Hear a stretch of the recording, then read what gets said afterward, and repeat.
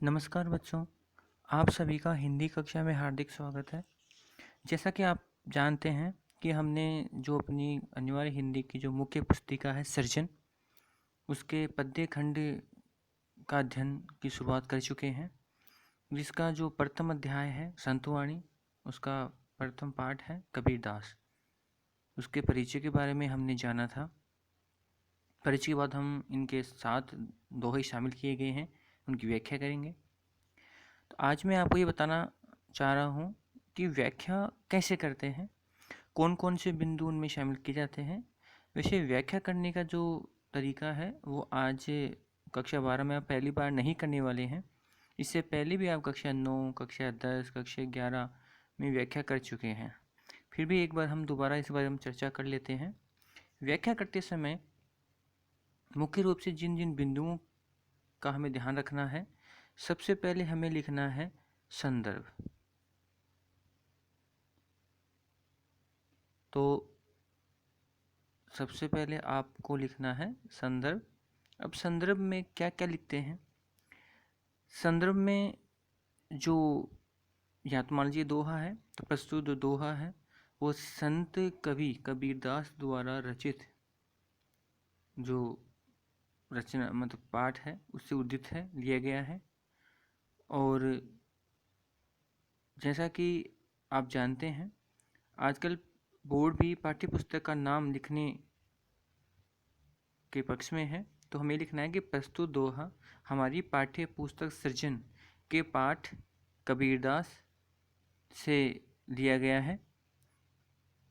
और फिर आपको लिखना है उसका प्रसंग। और प्रसंग में क्या होता है कि जिस दोहे की हम व्याख्या करने वाले हैं उस दोहे का सार रूप, उस दोहे का हमें सार रूप लिखना है, वो आपको ध्यान रखना है कि किस संदर्भ में इसमें वर्णन करने वाले हैं हम। फिर है कि व्याख्या करेंगे हम।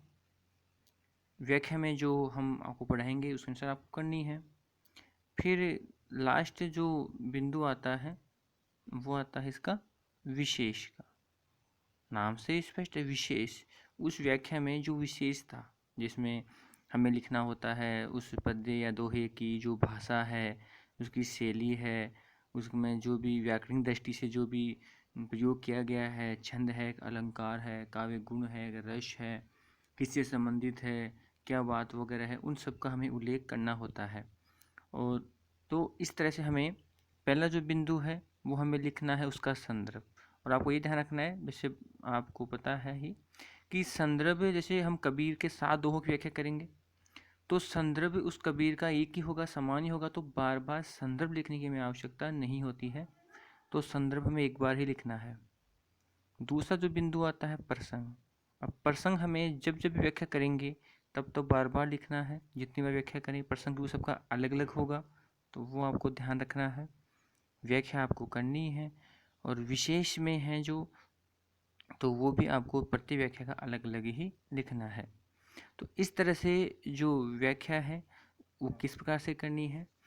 अब देखिए, जो विशेष के बिंदु हैं या तो आप उनके लिए अपनी होमवर्क करना चाहते हैं तो उनमें आप स्थान छोड़ दें, क्योंकि जो विशेष है, सॉरी, जो संदर्भ है या तो आप लिख लें या फिर जगह छोड़ दें। संदर्भ 2 पंक्तियों में आ जाता है तो 2 पंक्तियों को संदर्भ की छोड़नी है। और बात करें हम प्रसंग की, तो अगर कबीर के दोहे कर रहे हैं तो हम दो दो का करेंगे। तो दो दो के लिए ये है कि इसका अलग प्रसंग लिखना है, फिर इसका अलग लिखना है पैराग्राफ चेंज करके। तो आप ऐसा कीजिए, 2 दोहे की जगह की 3 पंक्तियाँ प्रसंग के लिए छोड़ सकते हैं, फिर आपको व्याख्या करनी है, और फिर 3 पंक्तियाँ छोड़ दीजिए आप विशेष के लिए। तो सार रूप में मैं आपको बताऊं, लेकिन ध्यान रखना, संदर्भ के लिए आपको जब भी कबीरदास से शुरुआत करें तो शुरुआत में केवल एक ही जगह 2 पंक्तियाँ छोड़नी है, ठीक है। और फिर बाकी जो शेष आप करेंगे व्याख्या दोहों की, वहाँ प्रसंग की आवश्यकता नहीं, संदर्भ की आवश्यकता नहीं है बार बार लिखने की। तो पहली जो शुरुआत के जो ये 2 दोहे हैं, इनकी व्याख्या करने के लिए आपको 2 पंक्तियाँ संदर्भ की और 3 पंक्तियाँ प्रसंग की, और अंतिम भी व्याख्या करने के बाद 3 पंक्तियाँ विशेष की। इस तरह से 3 तो 5 और 8 पंक्तियाँ छोड़नी है। अगली जो वाक्य करेंगे आप, जैसे इन दोनों को करें, तब ये तो आपको छोड़ना नहीं है 2 पंक्तियाँ, तो फिर 3 प्रसंग की और 3 व्याकरण के बाद विशेष की, इस तरह से आपको करना है। अब 7 दोहे हैं तो 2 ये हो जाएंगे और 2 4। अब 3 हो गए तो आपको तीनों का एक साथ ही कर लेना है, क्योंकि फिर 2 करेंगे फिर 1 शेष रहेगा, तो फिर 2 का तीनों का एक साथ आप कर लेंगे। इसके अनुसार आपको पता है, फिर जब 3 हमने पंक्तियाँ छोड़ी थी 2 दोहों के लिए, प्रसंग के लिए, तो यहाँ पर फिर 4 छोड़ देनी है, और वो विशेष के लिए भी आपको 4 छोड़ देनी है। तो इस तरह से आपको व्याख्याओं का कार्य करना है, जिसका आपको ध्यान रखना है। अब हम हैं जो कबीर का जो पाठ है वो हम पढ़ रहे थे, एक बार इसका मैं दोहरान कर देता हूँ।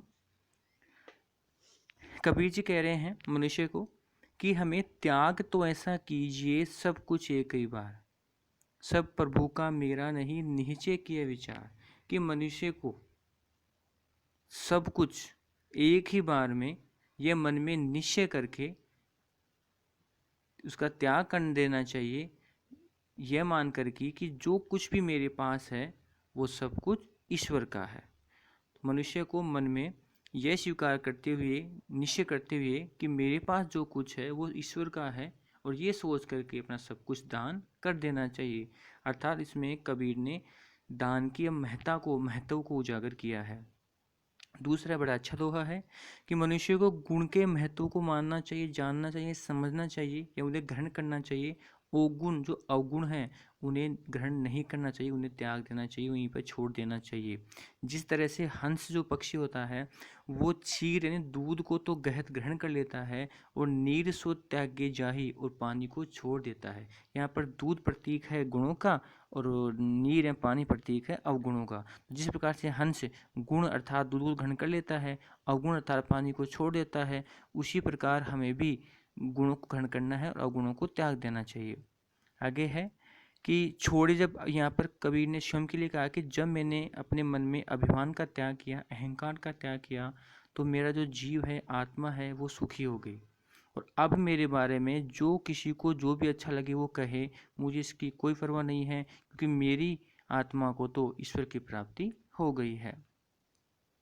आगे है कि कबीर जी कहते हैं कि मनुष्य की जाति के आधार पर उसके गुणों का मतलब गुणों को नहीं जानना चाहिए। उनका जो पद है, प्रतिष्ठा है, सम्मान है, उसमें मौजूद ज्ञान के आधार पर करना चाहिए। जाति के आधार पर उनका कोई नाम, पद, सम्मान या उसका जो पद प्रतिष्ठा का हमें मापदंड नहीं करना चाहिए, उसके गुणों के आधार पर करना चाहिए। जिस तरह से अगर हम तलवार खरीदने के लिए जाते हैं तो तलवार खरीदने के लिए हम उस तलवार का मोल करते हैं, उसका मूल्यांकन करते हैं, अच्छी है, नहीं है, क्या कमी है, तो हमें तलवार का मूल्यांकन करना चाहिए। और जो म्यान है जिसमें तलवार को रखा जाता है, खोल होता है, उसके बारे में ध्यान नहीं करना चाहिए, क्योंकि युद्ध में तलवार काम में आती है, म्यान काम में नहीं आती है।